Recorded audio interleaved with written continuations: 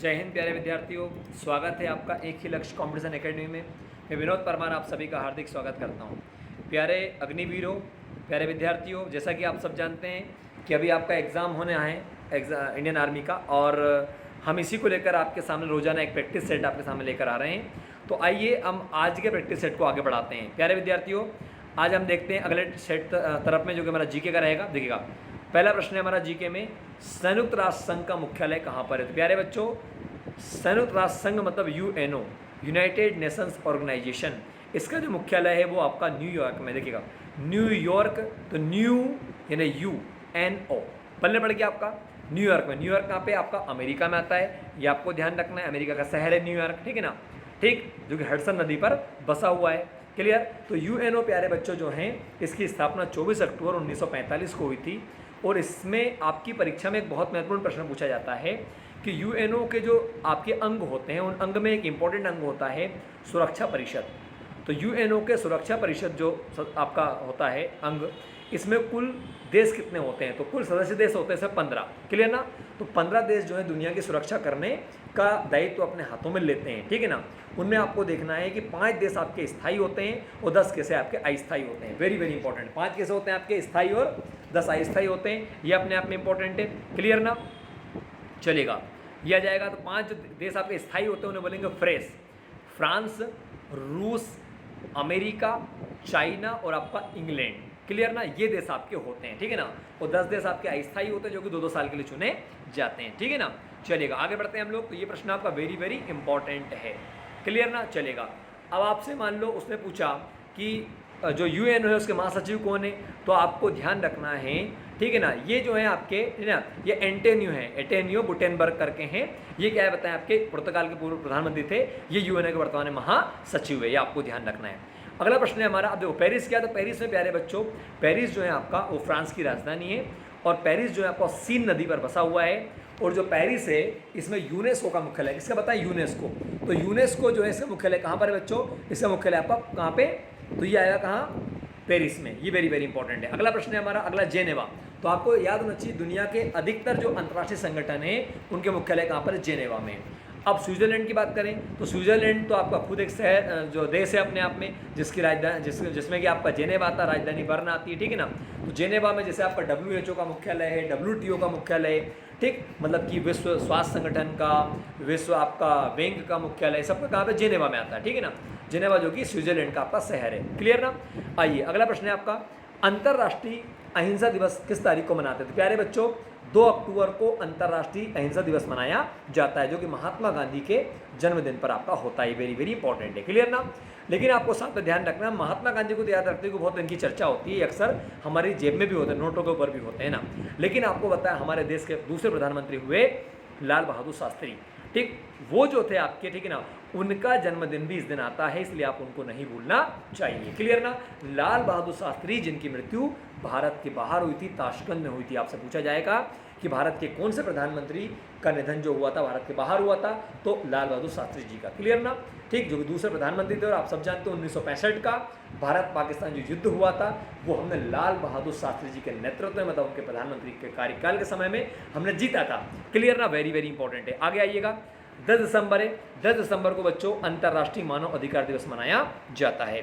23 मार्च की बात करें, 23 मार्च जो होता है शहीद दिवस मनाते हैं। 30 जनवरी को शहीद दिवस किताब में दे रखा है। तो प्यारे बच्चों, भले ही से किताब में 30 जनवरी दे रखा है, ठीक, इसको मनाते होंगे, संवैधानिक रूप से मनाते होंगे महात्मा गांधी के मृत्यु को, लेकिन मेरे हिसाब से ओरिजिनल शहीद दिवस आपका 23 मार्च है, जिस दिन भगत सिंह, सुखदेव, राजगुरु को फांसी दी गई थी। क्योंकि आपको पता है कि गांधी यानी महात्मा गांधी को ज़्यादातर बड़ा कर दिया गया, बड़ा चढ़ा कर दिया गया। मैं उनका विरोधी नहीं हूँ, लेकिन मेरा मानना यह है कि महात्मा गांधी के साथ में जिन लोगों ने इस देश को आज़ाद कराने के लिए अपना योगदान दिया, ठीक, उनका भी नाम आना चाहिए, ठीक है ना? लेकिन हमारी पुरानी सरकारों ने, आज की सरकार ने भी, ठीक है ना, इनको बढ़ावा नहीं दिया, इनको सही दर्जा नहीं दिया। तो 23 मार्च आपका होना चाहिए। क्लियर ना? चलेगा, बढ़ते हैं आगे हम, ठीक है ना?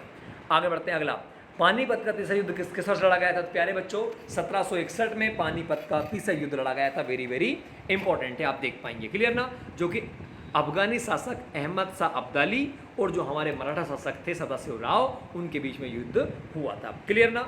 वेरी वेरी इंपॉर्टेंट है, ठीक है ना?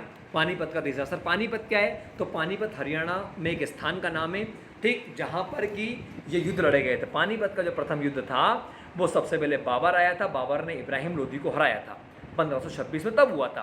पानीपत का दूसरा युद्ध 1556 में हुआ था, जिसमें कि कन्नौज के तत्कालीन राजा हेमू और जो है अकबर जो था, अकबर की सेना के बीच में हुआ था, जो कि हेमू हार गए थे। क्लियर ना। पानीपत का तीसरा युद्ध जो है आप अपन ने पढ़ाई है अभी वर्तमान में। 1757 की बात है, 1757 में प्यारे बच्चों प्लासी का युद्ध हुआ था। और प्लासी का युद्ध बंगाल में, पश्चिम बंगाल में हुआ था, आज के बंगाल में। ठीक, प्लासी नामक स्थान पर। ये जो है आपका इसमें अंग्रेजों के बीच में और जो है हम बात करें तो जो हमारे पश्चिम बंगाल के राजा थे सिराजुद्दौला, उनके बीच में हुआ था। सिराजुद्दौला का जो सेनापति था मीर जाफ़र, ठीक, उसने अपने राजा को धोखा दिया, देश को धोखा दिया। उसकी वजह से सिराजुद्दौला इस युद्ध को हार गए थे और अंग्रेजों ने भारत में बने बंगाल में अंग्रेजी राज्य की नींव रख दी थी। तो आपसे पूछा जाएगा कि भारत में कौन से युद्ध में अंग्रेजी राज्य की नींव पड़ी, तो आपको बताना है कौन सा, the war of Plassey, Plassey का युद्ध। वेरी वेरी इंपॉर्टेंट है। क्लियर ना। अगला प्रश्न है आपका 1707 में ऑप्शन दे रखा। 1707 प्यारे बच्चों जो औरंगजेब था उसका कार्यकाल रहा है, मतलब उस समय का जो शासक था जो है आपका मुगल, इसका कार्यकाल था 1658 से लेकर 1707 के बीच में था। ठीक है ना। आप 1739 की बात करें, 1739 में भारत पर आक्रमण किया था नादिर शाह ने, जो कि कोहिनूर हीरे को लेकर गया था और उसने दिल्ली के राजा को हराया था। ये आपको ध्यान रखना है, वेरी वेरी इंपॉर्टेंट है। क्लियर ना, जो कि मोहम्मद शाह को हराया था इसने ना। चलेगा, आगे बढ़ते हैं। अगला प्रश्न है भारतीय नगद मुद्रा के नोट किस शहर में छपते हैं। तो प्यारे बच्चों जो हमारा केस पैसा होता है, मुद्रा जो होती है, रुपया होता है, वो नागपुर, नासिक, मुंबई या नई दिल्ली। तो बच्चों इसमें आंसर आएगा नासिक। क्लियर ना। नासिक के अलावा यदि हम बात करें तो हमारे देवास में भी छपता है, ये मैसूर में भी छपता है। मैसूर के अलावा यदि हम बात करें, ठीक है ना, तो और भी ऐसे स्थान, ऐसे आपका सालवानी स्थान, वहाँ पर भी आपके नोट छपते हैं। अच्छा, नोट बनाने का जो कागज़ होता है वो हमारे यहाँ बनता है होशंगाबाद में। क्लियर ना, ये आपको ध्यान रखना वेरी वेरी इंपॉर्टेंट है। क्लियर ना, बहुत इंपॉर्टेंट है। बढ़िया, आगे तो ये हो गया हमारा प्रश्न। ठीक है ना। क्लियर। अब देखिएगा, आपको बताया हमारे जो भारतीय मुद्रा रुपया होता है, उस रुपया पर हमारे आरबीआई के गवर्नर का साइन होता है। क्लियर ना। यदि हम 1 रुपये की बात करें तो 1 रुपया जो होता है आपका, उसका जो कागज़ का नोट होता था पहले, उस पर साइन भारत का जो वित्त मंत्रालय का वित्त सचिव होता है, ठीक, उसका होता था। ठीक है ना। अच्छा, जो सिक्के वगैरह जो नॉर्मली होते हैं ये आपका वित्त मंत्रालय जारी करता है, जबकि जो नोट वगैरह होते हैं ये कौन बताएं, ये जो है आरबीआई बनाता है इनको। ठीक है ना। ये आपको ध्यान, सिक्के वगैरह आपने सुना होगा गवर्नमेंट की तरफ से आपके छापे जाते हैं। ठीक है ना। हालांकि इनके भी अलग अलग एजेंसियाँ, अलग अलग जगह। ठीक है ना। चलेगा, बढ़िया बना के। अब आगे, निम्न में से किसे लेडी विद द लैम्प के नाम से जानते हैं। तो प्यारे बच्चों फ्लोरेंस नाइटिंगेल नाम की जो महिला थी उनको क्या बोलते हैं, लेडी विद द लैम्प कहा जाता है। अब आपसे पूछा जाएगा कि भारत में इनका नाम क्या, फ्लोरेंस नाइटिंगेल। आप पूछा कि भारत में नाइटिंगेल भारत किन्हें कहा गया, तो सरोजिनी नायडू को भारत में नाइटिंगेल कहा गया है। ये आपको ध्यान रखना, आप देख पाएंगे प्रश्न आपका नंबर 5 हुआ है। ठीक है ना। सरोजिनी नायडू जो थी आपकी, वो भारतीय राष्ट्रीय कांग्रेस की पहली भारतीय महिला अध्यक्ष थी और आपको पता है ये उत्तर प्रदेश की राज्यपाल बनी थी। तो आपसे पूछा जाएगा कि भारत की पहली महिला राज्यपाल कौन, भारत में कौन बनी, भारत की नहीं, भारत में कौन बनी, सरोजिनी नायडू बनी। क्लियर ना। पहली महिला मुख्यमंत्री सुचेता कृपलानी थी, जो कि उत्तर प्रदेश में बनी थी। ये भी आपको ध्यान रखना है। आइए आगे बढ़ते हैं। एनी बेसेंट, तो एनी बेसेंट जो है आपका, ये भारतीय राष्ट्रीय कांग्रेस की पहली महिला अध्यक्ष थी। भारतीय राष्ट्रीय कांग्रेस के जो पहले अध्यक्ष थे वो WC बनर्जी थे। क्लियर ना। और जो भारतीय जनता पार्टी बीजेपी है वर्तमान में, इसके पहले अध्यक्ष हमारे अटल बिहारी वाजपेयी थे। ये आपको ध्यान रखना है। क्लियर ना। अगला है हमारा इंदिरा गांधी। आप सब जानते हैं भारत की पहली महिला प्रधानमंत्री थी। ठीक है ना। वेरी वेरी इंपॉर्टेंट है, इन्हें आयरन लेडी ऑफ इंडिया के नाम से जाना जाता है। आगे बढ़ते हैं। अगला प्रश्न है हमारा, फतेहपुर सीकरी के शासक ने बनवाया। तो प्यारे बच्चों अकबर ने क्या बनवाया, फतेहपुर सीकरी का निर्माण करवाया गुजरात विजय के अवसर पर। ये वेरी वेरी इंपॉर्टेंट है, आपको ध्यान रखना है। क्लियर ना। यहाँ बुलंद दरवाजा भी इसने बनवाया था, है ना। ये अलग अलग है। अकबर ने आगरा का किला, है ना, इलाहाबाद मतलब प्रयागराज में जो है किला वो बनवाया। लाहौर का किला किसने, अकबर ने बनवाया। ठीक है ना। आगे हुमायूं की बात करें तो हुमायूं जो था आपका, ठीक, ये अकबर का जो है अकबर का पिता थे। ठीक है ना, अकबर का पिता था। तो हुमायूं जो है इसका मकबरा दिल्ली में आता है। जैसे बात करें बाबर, तो बाबर का मकबरा जो आता है वो आपका अफगानिस्तान काबुल में आता है। चौथा ऑप्शन शाहजहां है, तो इसका मकबरा जो है आपका आगरा में आता है। तो इस प्रकार से हो जाएगा। अगला प्रश्न है आपका, रूफ ऑफ द वर्ल्ड किस स्थानों को कहा जाता है। तो प्यारे बच्चों चीन, अलास्का, अरुणाचल प्रदेश और तिब्बत। आप सब जानते हैं तिब्बत जो है वो सबसे ऊंचाई पर वाला स्थान है, पठार है, मतलब संसार का सबसे बड़ा जो पठार है, प्लेटू है, वो क्या है, तिब्बत है, द प्लेटू ऑफ तिब्बत। तो तिब्बत के पठार को संसार का जो है आपका सबसे ऊंचा पठार कहा जाता है। आपको ध्यान रखना है। क्लियर ना? ठीक है, तो इसे रूप ऑफ दी वर्ल्ड भी ऊंचा, सॉरी क्षमा चाहता हूँ, संसार का सबसे बड़ा पठार तिब्बत का पठार कहा जाता है। संसार का सबसे ऊंचा जो पठार है वो पामीर का पठार है, जो कि आपका तिब्बत से, यानी कि हम कह सकते हैं कि लद्दाख के ऊपर वाले भाग में आता है। ठीक है ना, चलेगा। लेकिन संसार की जो रूप ऑफ दी वर्ल्ड है वो कैसे तिब्बत के पठार को कहा गया। तिब्बत पर वर्तमान में चीन का कब्जा है। क्लियर ना? चलेगा, आगे बढ़ते हैं हम लोग। अगला प्रश्न है हमारा, निम्न में से कौन सी नदी का उद्गम अमरकंटक से हुआ है? तो प्यारे बच्चों, मध्य प्रदेश में आप सब जानते हैं नर्मदा नदी जो है हमारी, वो अनूपपुर जिले के अमरकंटक से निकलती है। गोदावरी नदी की हम बात करें, ऑप्शन दे रखा है, तो गोदावरी प्यारे बच्चों ये निकलती है महाराष्ट्र में, जो है आपका नासिक के पास में त्र्यंबक नामक स्थान है, वहाँ से गोदावरी का उद्गम हुआ है। महानदी की हम बात करें तो छत्तीसगढ़ में जो है आपका सिहावा नामक स्थान है, वहाँ से महानदी का उद्गम हुआ है। सोन नदी का उद्गम, तो सोन नदी का उद्गम प्यारे बच्चों ये जो है आपका, ये भी अमरकंटक से ही हुआ है। क्लियर ना? अब देखो यहाँ पर एक प्रश्न थोड़ा गड़बड़ हो गया है। नर्मदा और जो सोन नदी है, ठीक है ना, इन दोनों का उद्गम स्थल जो है आपका वो अमरकंटक है, आप ध्यान रखिएगा। तो यहाँ पे प्रश्न आपका गड़बड़ है, इसमें ऐसा होना था कि ए व डी सही है, बी व सी सही है, तो आपको ध्यान रखना नर्मदा। लेकिन देखिए बड़ी नदी नर्मदा है हमारी, तो इसके हिसाब से आंसर नर्मदा आपका आ सकता है, लेकिन आपको ध्यान रखना है ऐसा, हालांकि डाउट वाला प्रश्न एग्जाम में देता नहीं है। क्लियर ना? आगे बढ़ते हैं। अगला प्रश्न है, भारत के अटॉर्नी जनरल की नियुक्ति कौन करता है? सर अटॉर्नी जनरल क्या होता है? अटॉर्नी जनरल को बोलते हैं हिंदी में महान्यायवादी। प्यारे बच्चों, जैसे हमारे कोई विवाद होते हैं तो हम वकील करते हैं, तो जैसे हमारा हम वकील करते हैं उसी प्रकार से सरकार का वकील होता है, उसे बोलते हैं महान्यायवादी, अटॉर्नी जनरल, जो कि भारत का प्रथम विधि अधिकारी कहलाता है, सबसे बड़ा विधि अधिकारी कहलाता है। मतलब कि ये सुप्रीम कोर्ट के जज बनने की योग्यता रखता है, वही महान्यायवादी अटॉर्नी जनरल बनता है। क्लियर ना? वर्तमान में के वेणुगोपाल हमारे भारत के क्या बताएं, अटॉर्नी जनरल है। वेरी वेरी इंपॉर्टेंट है, आप याद रखिएगा। क्लियर ना बच्चों? सुनते जाइएगा और इसको ऐसा हो तो नोट करते जाइएगा। ठीक है ना? चलिएगा, आगे बढ़ते हैं हम लोग। तो इसकी नियुक्ति कौन करेगा? देखिएगा, भारत में संवैधानिक पद जो भी होते हैं उनकी नियुक्ति कौन? राष्ट्रपति के द्वारा की जाती है। क्लियर ना? ये आपको ध्यान रखना है। क्लियर ना? चलेगा, आगे बढ़ते हैं हम लोग। अगला है, माई एक्सपेरिमेंट विद ट्रुथ पुस्तक के लेखक कौन है? तो प्यारे बच्चों, आपको ध्यान रखना है, महात्मा गांधी जो है उन्होंने कौन सी पुस्तक लिखी? माई एक्सपेरिमेंट विद ट्रुथ पुस्तक लिखी है। वेरी वेरी इंपॉर्टेंट है। अगला प्रश्न है हमारा, ठीक है ना, भारत में लोकसभा चुनाव कितने वर्षों बाद कराए जाते हैं? तो प्यारे बच्चों, आप सब जानते हैं कि नॉर्मली लोकसभा चुनाव जो होते हैं हमारे कितने वर्ष में? वो 4 वर्ष में, 5 वर्ष में कराए जाते हैं। क्लियर ना?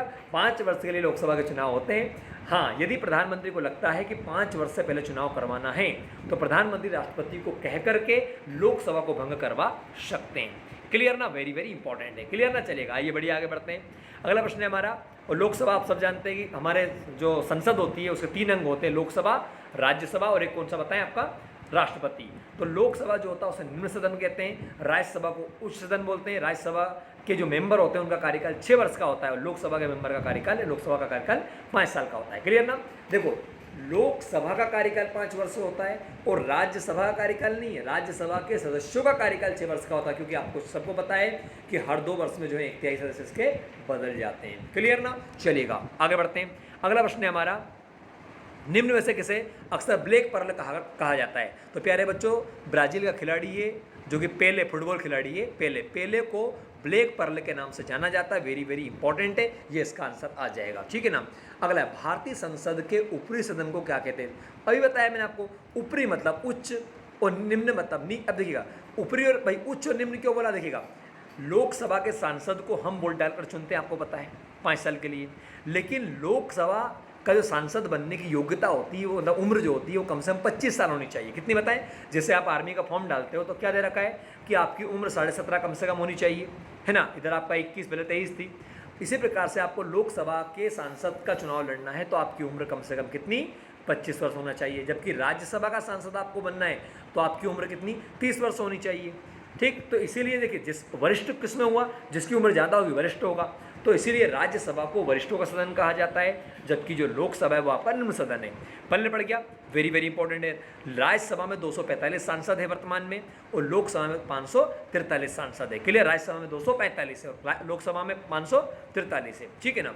अगला है, ब्रह्म समाज की स्थापना किसने की? तो प्यारे बच्चों, ब्रह्म समाज की जो स्थापना की वो राजा राम मोहन राय जी ने।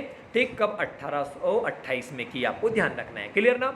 और इन्हीं ने जो यहाँ पर सती प्रथा के खिलाफ आवाज़ उठाई थी और कानून बनवाया था, ये आपको ध्यान रखना है। दयानंद सरस्वती जी की बात करें तो इन्होंने जो स्थापना की है, ठीक है ना, इन्होंने जो स्थापना की वो आर्य समाज की स्थापना की, जो कि आपका 1875 में की थी। क्लियर ना। विवेकानंद जी की हम बात करें तो स्वामी विवेकानंद जी की हम बात करें, इन्होंने रामकृष्ण मिशन की स्थापना 1897 में की थी। अब बात करें ज्योतिबा फूले की, तो ज्योतिबा जो फूले थे आपके, इन्होंने सत्य शोधक समाज की स्थापना की थी 1873 में, आपको ध्यान रखना है। क्लियर। अगला प्रश्न है बच्चों, गेटवे ऑफ इंडिया कहाँ पर स्थित है? गेटवे ऑफ इंडिया जो है आपको बेंगलोर में, मुंबई में, लखनऊ में, दिल्ली में। तो प्यारे बच्चों, गेटवे ऑफ इंडिया मुंबई में है और जबकि जो आपका इंडिया गेट है वो आपका दिल्ली में है। क्लियर ना। लखनऊ को नवाबों का शहर कहा जाता है, बेंगलोर को भारत में इलेक्ट्रॉनिक नगर या सिलिकॉन वैली के नाम से जाना जाता है। तो प्यारे बच्चों, आई होप, मुझे पूरी उम्मीद है कि जो मैंने आपको पढ़ाया, वीडियो 15-16 मिनट का हो चुका है, लेकिन आप इस वीडियो को अच्छे से देखिएगा, आपके बहुत सारे प्रश्न डिस्कस क्लियर होने वाले हैं, ठीक है ना। हमारा जो बैच है, जो कि हम सुबह 8:15 बजे शुरू कर रहे थे प्यारे बच्चों, वो सुबह 8:15 बजे ना होते हुए उस बैच को हम सुबह 11 बजे शुरू कर रहे हैं। तो आप सुबह से ठीक खाना वगैरह खा के आइएगा, टिफिन लेकर आइएगा, ठीक है। 11 से लेकर हम 2 बजे तक लगातार पढ़ेंगे।